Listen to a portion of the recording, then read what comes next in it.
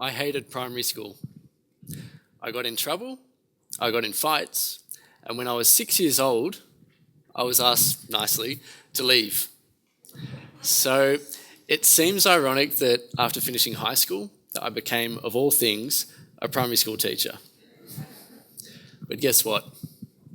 I hated that too. Well, not really, but I hated feeling like I was always telling the same kids off and seeing them get into trouble, just as I once had. Like, Kevin, are you listening? So, Kevin, why did you think it would be a good idea to cut his hair? Kevin, put the hamster down. Gently. Surely, if you're constantly being told off, you must hate your teachers, right? Well, past research shows that teachers prefer well-behaved students. So that was strike one for me. Past research also shows that teachers form better relationships with girls than with boys. Strike two.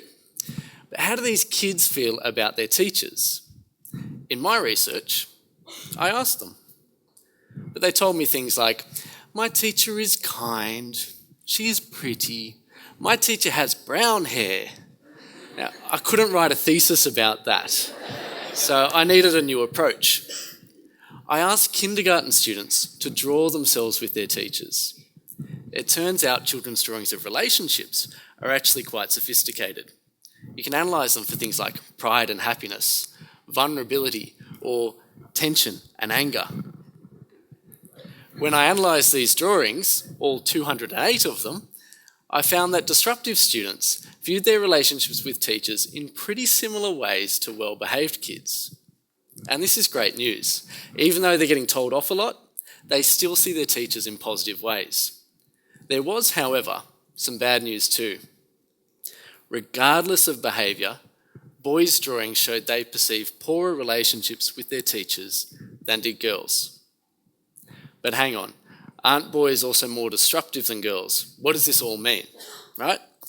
Well, my research shows that right from the very beginning of school, all boys, whether they're well-behaved or a pain in the neck, are at risk of poorer relationships with their teachers.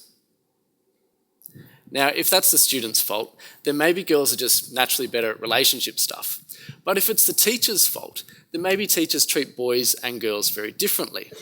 Although we'd need further research to find out, it just might be that answers to other questions like why boys are more likely to drop out of high school might lie somewhere in these drawings by kindergarten students. Thank you.